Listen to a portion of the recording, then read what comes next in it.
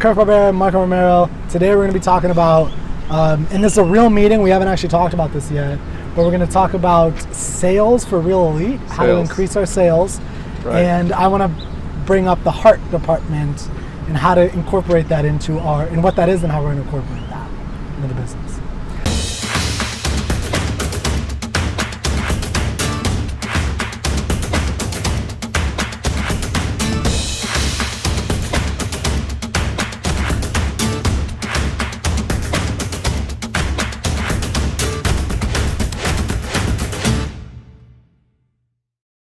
So, when it comes to sales, obviously sales is the most critical part of a young business. But not an old business. Old businesses don't care about sales. Sorry. Anyway, so, for us, we are trying to solve our sales formula. We've generated a lot of different sales, but there hasn't been a consistent system around the sales generated and what even those sales are. What's worked? So we've made like 50 some odd sales, right? Like individual, not 50 people really, but I think we've had maybe 20 clients, 15 probably realistically. But I think we've made like 50 separate sales, like transactions at least, if not 60 or 70. So what has worked in the past? Well, as we've alluded to this in the past in some of our other episodes, but a lot of it has come heavily from my network and my previously built relationships, which is great. Starting out, I have a lot of contacts that are interested in what we're doing, how to grow their businesses. I have an integral knowledge of their businesses, what they're working on, and how I can help them. And so that really translates well into providing value to them and then eventually a sale in itself. And this is the value of being a tortoise. Right. Slow and steady, one deal at a time over the course of a decade has been why Marco has such a good reputation, which he protects fiercely. And yeah, a lot of these people are people that we've done business with Real Elite, or people. What? People you've done business with. No, I'm saying people that we've done business with as Real Elite have come from relationships that I've had for many, many years. And some of these people I've been planting seeds, prepping to an eventual video sale for months or even years in some instances. Yeah. So we've picked those low-hanging fruit in a sense, and we've generated those sales, and now for us to grow, we need to put a focus on sales that are not reliant on my relationships, my network. Your previous relationships. Correct. And because the issue is like building relationships, right? Sure. So how can we build relationships with people a little bit quicker, so it's not like a 3-year process, but it's as genuine, and it's in the field that so it helps you in your other real estate world, and it, builds into Real Elite. Well, that's what we're trying to figure out. Exactly. How can we build those deep relationships on a faster timeline, but with people that we have never come in contact with? Which is what everybody who's watching this wants to know. Right. If you're a small business person like us, you want to know how to build relationships, make sales, and build more relationships with new people to make more sales. And keep doing that. My thing is I want to incorporate more heart. So I haven't talked about this yet, but by heart, I'm referring to the idea of we are starting to look at all of the people in our field or in our list, and we are looking at their Instagram feeds, their Facebook feeds, their Twitter, Snapchat, whatever they use, and we're looking to see what are they looking at, what are they talking about. So one of our people talks a lot about traveling. She travels all the time. She's constantly traveling. She complains sometimes about where she's traveling. Sometimes she loves the situation. And that is actually, her talking about that all the time, that's a major part of her life. That's an opportunity. We could send her like, sleeping pills or something. I don't know, something silly like, hey, we love doing business with you. I know you travel a lot, handwritten note to her and just telling her, hey, take these pills and the next time maybe it'll make you healthy. That's just off the top of my head. I mean, obviously you want to think about it a little bit more. That may not be the best answer, but the situation is always finding what is important to that person, because as a business we now have, because of social media, we have access to information that we never had in the past. So in the past, if the most information you might have from a client is that they're interested in your product for whatever reason. But now we can, excuse me. Now we can what? Now we can take that, now we can look at their information on social media and find out what they're interested in personally. Are they interested in cats? Get them a little necklace for their cat, right? Buy them a little stuffed cat. Buy them a book about cats, and just tell them little thing, or a poem about cats, because I love poetry. Like little things like that make us look like we're a human. Like the brand Real Elite is not just, as we grow and the danger is getting too disconnected from. Well, not just human, that we care about them. Yeah, so it's like a caring department. Yeah. It's like the Care Bear department. Remember Care Bears? Did you ever watch Care Bears? Sure. Yeah, with Bellies. their bellies. Sunshine, rainbow, side, cloud. Maybe I should put that. Like that's my spirit animals. Belly, Care Bear. That's your spirit animal? Because I got a belly. So, You're the grumpy one. I'm the grumpy one? Yeah, you're the ring cloud. You just know me as the grumpy one offside the camera. They're not going to know that I'm grumpy from this. So you're fucked. But yeah, so that's the idea. Like, that's how I want to get more sales, because the idea of that is the ROI of something like that. The return on investment is we give this person something and it doesn't lead to anything, but they now care about you in the same way that you would care about a brother or a sister or a cousin or someone.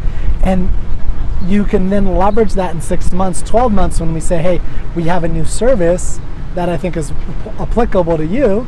You want to talk about it. That person is now going to be more attuned, more in line, more ready to hear that message. You're basically talking about a long-term play. It can happen short-term, but it's a long-term plan. Branding is always long-term. Right. Like transactional sales techniques, like pushy sales, all that stuff, that's very short-term. Right. Branding is long, and that is necessary. You need to do the hustle thing. We need both. You need both. For me, my mentality is always, how can I'm always, the term always be selling, that's how I think. Always be closing. Well, closing, I guess, that's true. So I think that way. I try and figure out how can I'll create, even with our video stuff, I'll come up with a custom product that is just for this individual, just so I can provide them specific value around their business and what they need that can generate a sale for us, and we can both win. So I'm always thinking creatively in that regard. And so what we're trying to do is not rely on the custom and not rely on the relationships, the past relationships that we mentioned, and build something that is more scalable, something that we can incorporate. That brand new person comes in, they talk to another person that's in Real Elite, and we can still provide the value that's necessary and create a sale that benefits us and gets them the product or the service that they're needing altogether. So that's ultimately what we're talking about here. And basically, the truth is, the answer is both. Like Kirk was saying, we have to be, the new age, the future is the old age, which is what Gary Vaynerchuk talks about. Back in the day, they used to the grandparents are better suited to selling than we are in today's world. Because take a real estate agent. A real estate agent 30, 40 years ago sent a letter to their clients on their birthday, sent handwritten letters. I remember my parents from a realtor when I was like 12 or something, from a realtor that they did one transaction with in Dallas area when we were living over there. Every holiday they got a letter in the mail. It was Thanksgiving, it was Veterans Day, it didn't matter. They got a letter in the mail with her signature at the bottom, and maybe if it was Veterans Day, it was a long letter talking about the history of Veterans Day or whatever. And then, oh, by the way, if you or any of your people, your friends are looking to buy or sell real estate, give me a call, I can help, kind of thing. And that's what you're talking about, doing those type of The things. thank you economy. The touching people Yeah. in those unique ways. My dad was a real estate agent. We used to go and mow people's lawns. Oh, nice. When I was 6 years old, we would go and mow our clients' lawns to help them out. That's And a that was sales like technique. a little, and it was like such a, at the time I was like, I hate this, so why are you making me do this? But it was like a little thing like that that made the difference. And my dad once sold, I think, 11 houses in 1 month, something like that, to win That's a lot. a trip. Yeah, he didn't sleep for a month. But he literally, I mean, he was a really good real estate agent, like so good. But and so I remember watching that when I was really young, and you know that type of mentality needs to come back tenfold. And now that we have the internet, we can deploy that bigger. And so the principle to follow is to how can you do that for your clients? How can you? Well, one of our clients has a philosophy of service after the sale, which I like, where they send them like a hose. You know, it's like, hey, you know, it's been 5 years. Do you have a hose? Here's a hose. You know, like So for your someone garden. they sold a house to. Yeah, sorry. So you sold a house to them. Here's a hose 5 years later. Like some little things like that, where it's like, you know, it's a $30 hose or a $40 hose, but we love you. You know, like we want you to be happy in this house. Like it's a big transaction to do a house, right? To buy this rehabbed house. So it's the same thing with the media. Is like we want clients for life. We want people who come back to us forever to do their media production, because we believe that media is going to be like an accounting. Every small business has to have an accountant.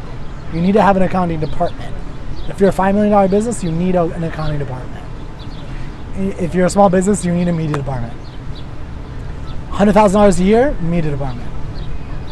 How much you spend on accounting? Media, same thing. More important, because media is about growth. It's like how much you spend on marketing, that's media. That should be media. Media production, new content, giving you new sales, things like that. So to do that, we believe in giving, you know, that extra sale, and that's what we've been talking about. Is Marco wants to do the automation to get actual transactional sales, and I'm about the heart department. I mean, we're both about both, but like his focus is the transaction. My focus is I'm always pushing on having more, you know, can we spend every last dime or dime we don't even have on giving this person a bottle of wine for their upcoming 25th anniversary. Stuff like that. So So parting that's it. words are, Yeah. if somebody has a business, they need to be thinking short term and long term, and long term is even more important in today's world. I think you need to act long term, think short term. It's an interesting way of thinking about it. So act long, I just came up with that. Act long term, think short term.